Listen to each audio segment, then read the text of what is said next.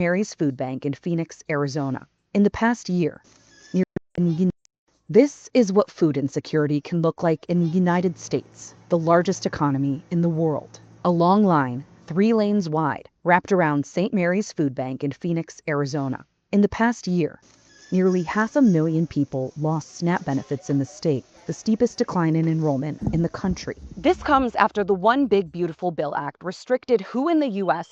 qualifies for food stamps. Add to that inflation and higher gas prices, and now more Arizonans are relying on food banks and food pantries as their main source of food, like Miriam Flores, a mom of 7 in Phoenix.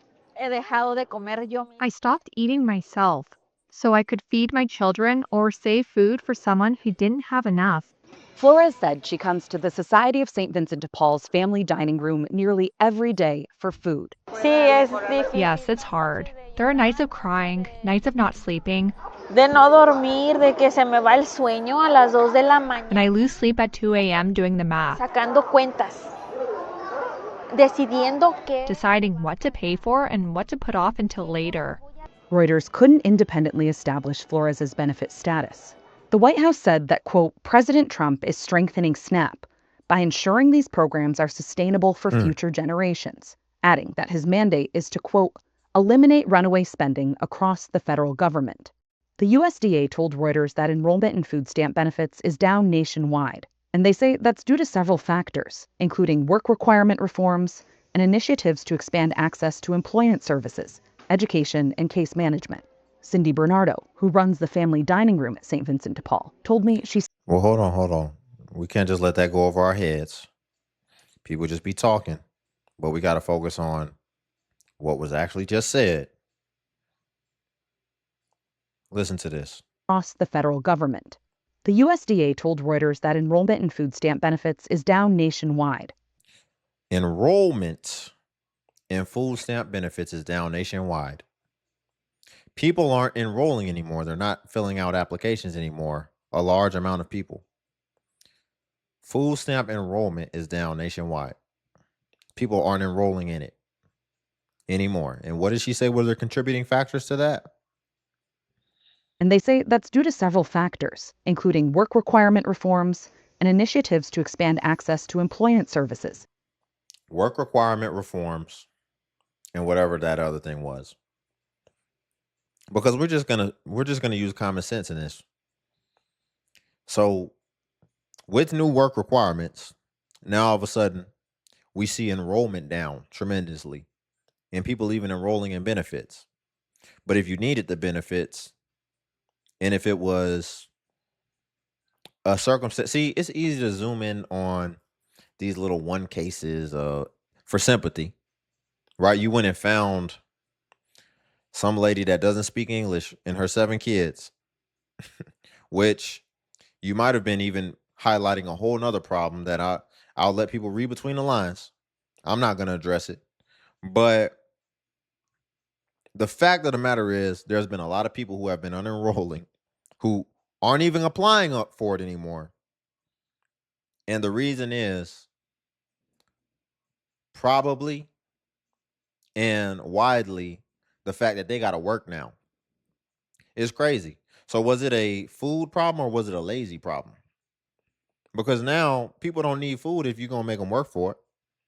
And there are tons of opportunities for them to be able to work for it, i.e. they can volunteer.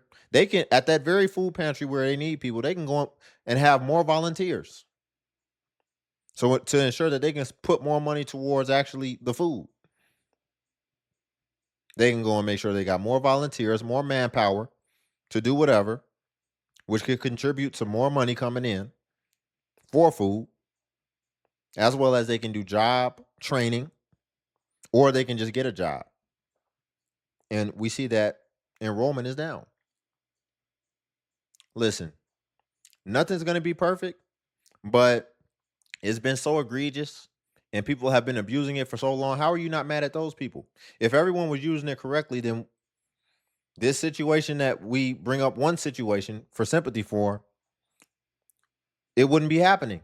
For one, there'd be a larger pool of funds because there wouldn't be so many people on it who actually don't need it. So ideally, we could actually save some of the money that the program is making.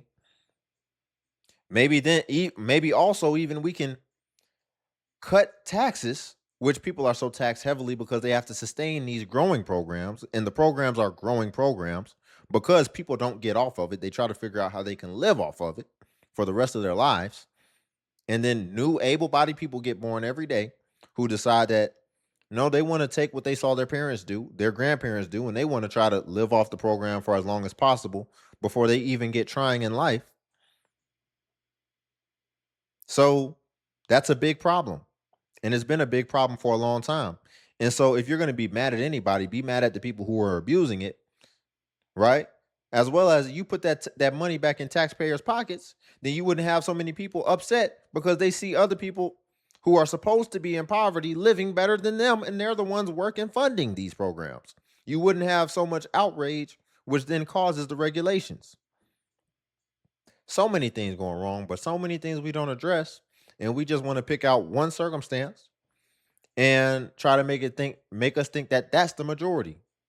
Listen, if the majority is single mothers with 7 kids out here, then that's a whole nother problem that we have to address in itself. And we have to understand, how are you becoming a single mother with 7 kids? That's really the root problem. That really is the root problem. But we won't talk about that. Y'all, before we get back into it, if you could like the video, I greatly appreciate it. Only takes a second, and it actually helps out more than you know. And it's just a click. So if you're here anyway, you might as well go ahead and click that like button. And also, if you could hype the video as well. The federal government. The USDA told Reuters that enrollment in food stamp benefits is down nationwide, and they say that's due to several factors, including work requirement reforms and initiatives to expand access to employment services, education, and case management. Cindy Bernardo, who runs the family dining room at St. Vincent de Paul, told me she's seeing a lot of families struggle. Because the problem is, not only did they lose their SNAP benefits, but they also don't have enough money to get gas to get here, to get the food that we have. So it's like a double whammy for them. It's sad, man, because I feel like you're probably struggling with your first kid, your second kid, your third kid. Let's be honest. If you weren't in a position where you could save with that many kids and where you can start going towards abundance, the saddest part is, like, why do you keep on having more? Why can't we address that? Why can't we stop you from continuing to make decisions that make your life impossible to be able to deal with on your own? Why isn't that something that we address? Because I really think that that's insane to do that, but it just continues to happen. It just continues to become a wider problem. People deciding to take responsibilities and ultimately bring these innocent children into the world who cannot fend for themselves and cannot take care of themselves. And now you have to allow them to grow up in a life of struggle and develop all this trauma along the way, as well as your kids watching you struggle and watching you in depression and watching you cry is also an infliction of trauma. If you don't know, no kid wants to see their parent struggling to survive and to provide for them, and having to give their kids their own meal and they not eat. No kid wants to see that and be helpless to do anything about that. So I just don't understand, because it's conflicted, because we have hearts and we hate to see it. But the conflicting thing is, we know what it takes to do that, to have 7 kids. Why did you have 7? Because we know that that is a decision at that point. There's no matter how we try to sympathize it or try to be understanding about it, there's no way that you did not consciously make that decision. You knew what it was like to have 1, 2, 3, 4, 5, 6. Then you just did the cherry on top. I would argue the cherry on top was number 3. So you done decked this thing out with cherries. You done put all the garnish in accoutrement on this Sunday. But we all got to drink it. We all got to clean up after it. What made you think, what makes people think that they get to have children like they're royalty, like they're kings and queens? The average person that can barely take care of themselves, what makes y'all think that you get to conceive all these children and then push the responsibility for strangers to have to pay for it? That's what I don't understand. Stunting American growth, and my generation's getting fucked because of you. And I'm sick and tired of it. The caption says she flexed $4,300 in food stamps, then lost everything overnight. Stunting American growth, and my generation's getting fucked because of you. And I'm sick and tired of it. People have like this, oh, but you know, there's so many people who, you know, they for their SNAP benefits, they use it, but they don't actually need it. And this, I don't give a shit. I don't care.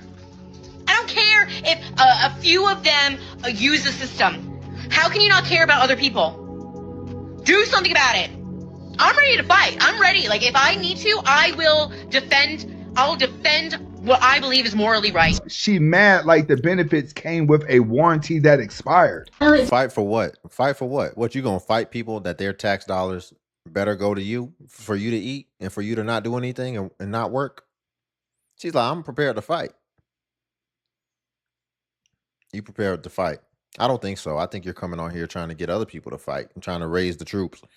A lot of people won't do anything unless they have a crowd or a mob with them. Whereas the truly righteous and the truly strong typically tend to stand on their own too. And if they really are going to fight for what they believe in, people will naturally actually gravitate towards it because they already see the courage of the one person who's decided to fight for what's right. And that's the difference. And that's the split. And that's the divide, in my opinion. Just keeps getting better and better. Not only did they increase my rent because I started working, they increased my rent. They have now deducted my food stamps. So they increased my rent. They tell me I can't qualify for benefits and I can't get child support or anything because my husband's in prison. So I'm a single mom with no help, no family, no nobody. You're trying to put your husband on child support in prison?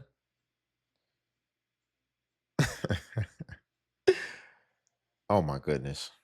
She's trying to put her own husband on child support in prison.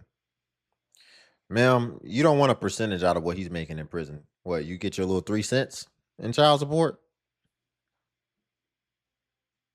Yeah, I can't qualify for benefits and I can't get child support or anything because my husband's in prison. So I'm a single mom with no help, no family, no nobody, no nothing. And now I just got a letter. I'm just quite pleased with it, honey. It says now they have reduced my food stamps from $523 a month for 2 people to now $320 a month for 2 people. So that's great. Because, of course, the reason is because I make too much money.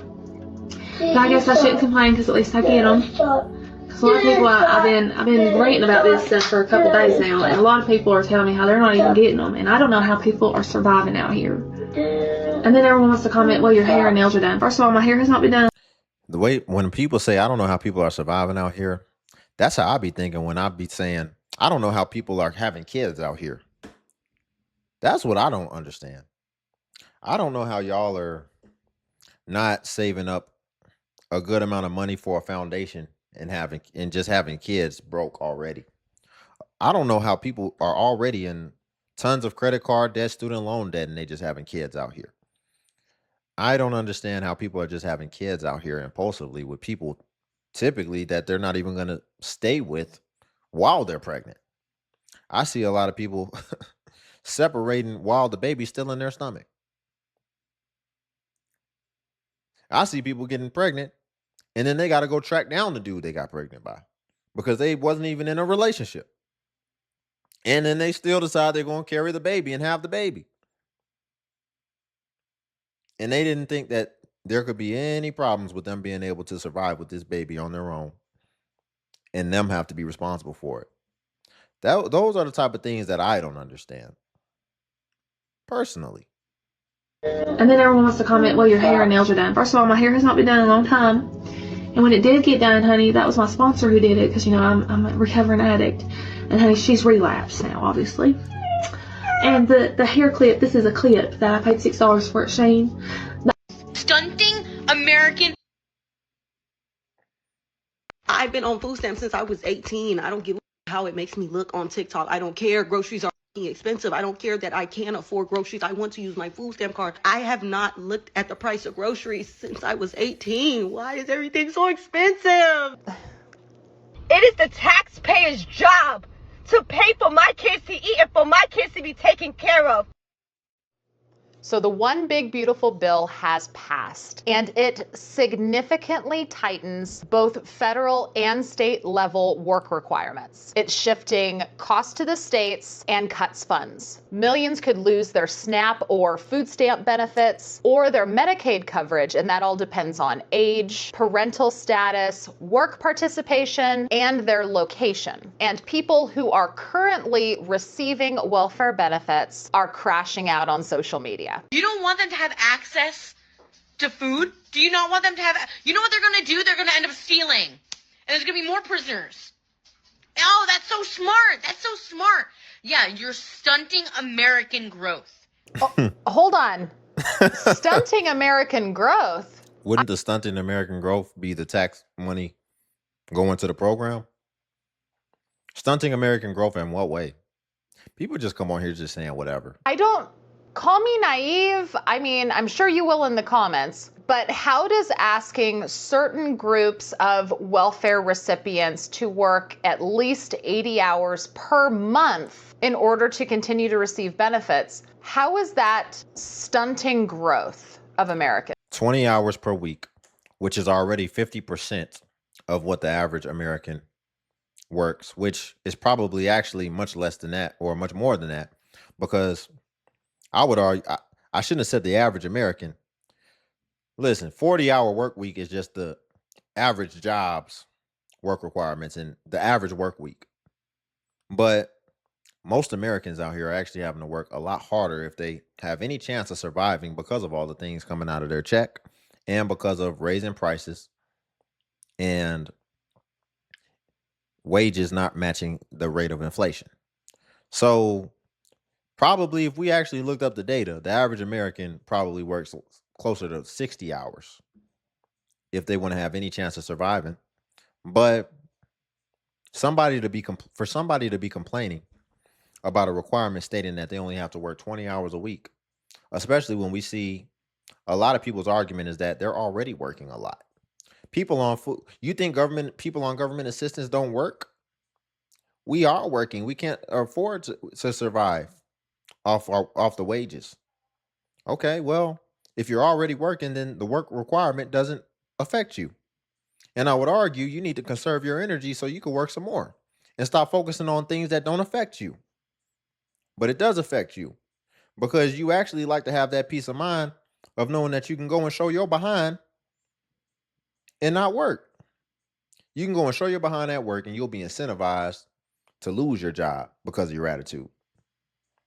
Because the second that you lose your job, you'll go down there and report that you have a loss of income, and then you'll actually get your benefits optimized and maximized, and ultimately they'll give you more money for you losing your job. So you have security on both ends. From my experience, security is not the best prompter of action and prompter of initiative. A lot of times, from what I've seen, people got to have their back against the wall, and then they find out what they're truly made of. And so that's an essential and a real part of life. But people don't want to have to deal with the uncertainty. A lot of things are uncertain out here. But ultimately, you got to depend on yourself. And see, the best way to be able to navigate that and to be able to transition through that uncertainty is to not put too many wounds self-inflicted on yourself and to not sabotage your own life. But it gets a lot harder when people are making all these decisions. The most common to have all these kids that they already know darn well that they really can't take care of. If you know that you can't take care of all these kids you keep having, then why do you keep having them? It's because you had a misconception that by you having them, then that would actually make your life easier and make you have to work less. But now people are going to have to start being responsible for it. And I still feel like people aren't really being held fully responsible to the full brunt as they should. And you should be grateful for that, because there's still a lot of opportunities to be able to exploit within these programs. So be glad that they didn't completely purge the programs of all the malicious opportunities that you have to take advantage of them, because it can be worse. Understand, it could be worse. You still got people buying lamb chops and snow crabs complaining about junk food. You still really have the floodgates open of all the things you could buy. So we need to relax. How is that stunting growth of Americans? By asking you to work 20 hours a week part-time. Anyway. You're stunting American growth, and my generation's getting fucked because of you. And I'm sick and tired of it. People have like this, oh, but you know, there's... No, your generation is getting effed because of automation and AI. I won't deny that. I won't deny that. That's very real. Y'all are getting out here and it is a ish show. For sure. But again, focus on the right things, because right now you're focused on all the wrong things that's not going to help you whatsoever. So many people who, you know, for their SNAP benefits, they use it, but they don't actually need it. And this, I don't give a shit. I don't care. I don't care if a few of them use the system. How can you not care about other people? Do something about it. I'm ready to fight. I'm ready. Like, if I need to, I will defend. And let me make a correction too. Because, I mean, even if we make a point that their generation is getting effed because of automation AI, that still doesn't really think about all the opportunities that they have. You see, got all these people in this generation having all these opportunities to make money online. Y'all now have opportunities where there are tons of jobs where you can work remotely. I'm going to be real. I would still rather be born in this generation. There's way more opportunities if you just aren't distracted. Because let me tell you something. You know how mad I would be if I worked in the previous generation my whole life and I didn't have the opportunity to be able to do things from my computer and actually generate real income. That is absolutely an opportunity, and there's tons of those type of opportunities. So as easily as we could say that automation, AI, and all this stuff is making it harder on the younger generation, which it actually is, there's also still a lot of opportunities and a lot more opportunities that they have that previous generations didn't. No matter what generation you come up in, there's going to be its economical challenges. In every single generation, we'll be able to point out and pinpoint some economical challenges, and at the very least, a period of time to where there was a severe economic challenge. So that's just what you deal with in life. And there will be the light at the end of the tunnel, but people are in it and they can't see past the current moment. And so they stress and they dissipate all their energy instead of staying keen and being well positioned to be able to capitalize off of all the opportunities that the chaos will present. So that's just what we deal with here. So the state of Texas is banning the purchase of chips, soda, junk food, basically with EBT. Mind you, the price for single ingredients for one meal will run you anywhere from $60 to $80. 60 is being generous. So I don't see, one, why that was any of their business, and two, why would they do such a thing when inflation is at an all-time high right now? And what about those people who don't have access? What the hell is she talking about? Inflation is not at an all-time high. Inflation actually is going down even more than ever before. Like, it's so much misinformation. Yeah, inflation was at an all-time high. It was up there. During, I think, the last administration, it was at an all-time high. It was insane. Maybe not an all-time high, but it was extremely at a high it was at a high that it hadn't been in a long time, at least. Inside of this video, but I'm going to play it over from the beginning. I always like to give credit to the content creator, so that link is going to be down in the description. You can tap into that if you want to rock out with her, because I always like to make sure that I give rock out with asking whose business in it is it. It's the taxpayers, because they're the ones that you're using funds from in order to justify the spending habits. And so you should just be thankful that you're getting anything at all. And then third, when she's saying inflation is at all time, people just be talking. But I want to get the full context, so I'm automatically going to go ahead and rock out from the beginning of this. And we're going to get into it. This is a good thing. Probably need to create more nutritious meals for our children. And why can't y'all cook? The price for single ingredients for one meal will run you anywhere from $60 to $80. That's a lie. That's a lie. Single ingredients. See, people think they're cooking from scratch and they ain't cooking from scratch. See, when she's thinking of single ingredients for one meal, she's still thinking of certain pre-made things. Ma'am, if we talking about really from scratch, like they'll be talking about making a cake, and I can't buy cupcakes for my kids, whatever. When we start really talking about from scratch with cupcakes, that doesn't mean going and buying the frosting. That's what she's thinking of, and buying the cake mix. No, flour, baking powder, whatever else you need. Even when we're talking about making the frosting, all that. Butter, evaporated milk, whatever. Whip it up. They're not thinking like that. And see, the thing about when you buy the actual raw ingredients, you're going to have a lot left even after you make what you're trying to make. And so it'll still carry over for other things. And then as you need to make other things, you'll already have certain elements of that meal already ready. And you may just have to get a few more niche items in order to complete the meal. She ain't thinking like that. Because a lot of the ladies nowadays in this generation, they barely know how to cook just regular things. Fellas, how many ladies you like when you done took them out 3 times or whatever, and it's finally time for them to reciprocate, which I would argue that still ain't reciprocating if you done took them out 3 times already. But it's finally time for them to show some type of reciprocation, and they talking about they're gonna make you a shrimp Alfredo. How many ladies that's the go-to when it's finally time for them to make you a meal in the younger generation? They about to make you a shrimp Alfredo. I don't want no dang shrimp Alfredo.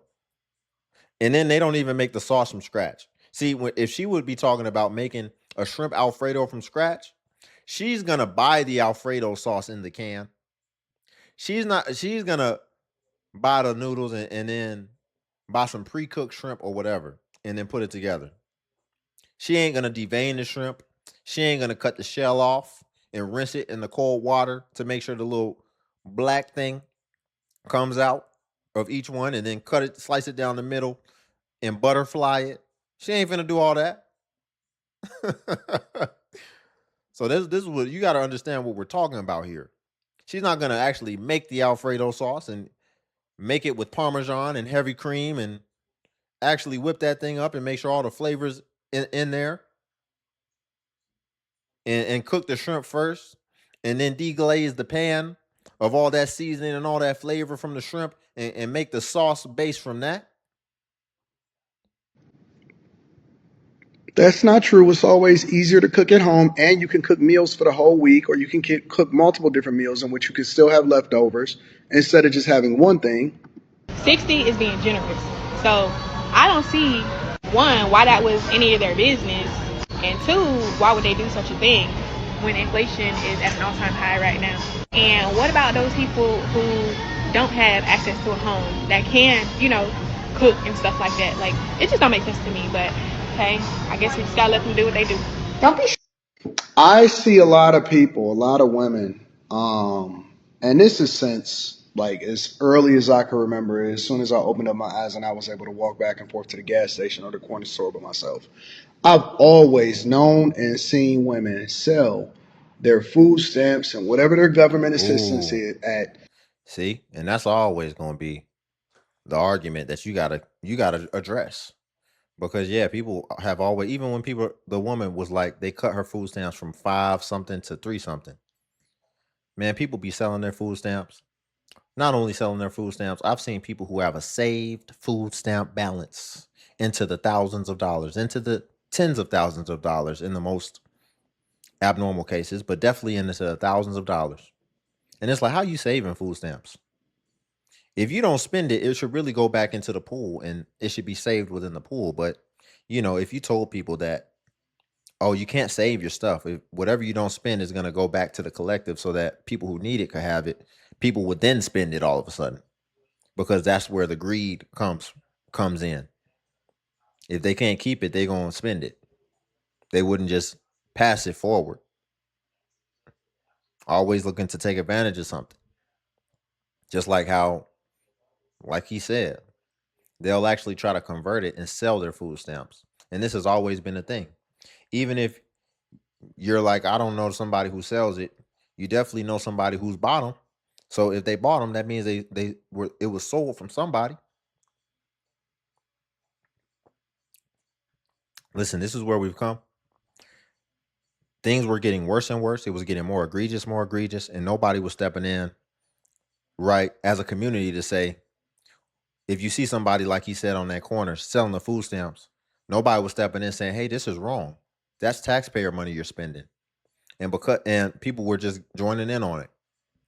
And so, because there was no accountability and no shame, now it's up to the government, apparently, to federally regulate it. And there is no perfect regulation. What you would like to think is that people will just do the right thing within communities and within the populace. But it seems like it was just getting more and more out of control. So now it has to be regulated. It has to be dialed back. And again, there's no nuance when it comes to regulation for things that are very complex. And this is a very complex issue. So it's very hard to address it with nuance. So that means that even certain innocent people are going to get affected, which sucks. And which ultimately reveals that the people who should really be held responsible, it shouldn't be the person making the regulation. It should be the people who were taking advantage that were the cause of the regulation having to be put in place and ultimately enforced. So I think we have a lot of misguided anger, misdirected anger. You see people either come on here and brag about their benefits and throw it in people's face that they're living better than middle class people who are funding it. You'll see people who are defrauding it, whether that be selling it, whether that be you're getting government housing and you're moving a man in there and living off their income and taking trips. It's a plethora of ways that we've seen this be abused, whether you're giving your card to your family members, telling them go buy some groceries, whatever. So many things that we can pinpoint here that should have been addressed, but that weren't. And now this is where we end up. And so it should be really simple to understand, but it's a lot of people emotional about this, and they're emotional about it because they've come to depend on it. And if someone's ever grown accustomed to something and then you take it away, you can always expect this type of response. You can always expect this type of response. And it's really what is called is an entitlement response. Instead of being grateful for what you had and the time you had something, obviously, if you're reacting in this way, what that shows is that you felt like you were going to be entitled to it for the long run. And so that's a you problem. And so you got to address that. Y'all, we'll leave it there for today. If you could like the video, I greatly appreciate it. Only takes a second, and it actually helps out more than you know. And also, if you could hype the video. Hype is a new feature that YouTube offers where it helps smaller content creators like myself. And basically, when you hype, it actually pushes us to the extent that it pushes the larger content creators. So you just press the hype button and it shows the points. And since I'm a smaller creator, a smaller channel, we actually get more points per hype. And hype was designed for smaller channels, so that's why. But if you come across a video and you don't see the hype button, then it's probably been over 7 days. And hype usually vanishes after 7 days. So it's usually best practice if you want to hype to just go ahead and hype while the iron is hot on a newer video. And then also, if you want to become a member of the channel, join buttons on the video. And what becoming a member of the DXU family will come with is you would get badges next to your comments where it will show people that you are a member whenever you leave a comment, as well as you would get early access to content and exclusive content that's not available for everyone else on YouTube. So again, if you want to become a member, join buttons on the video. But until then, I'll see you in the next video.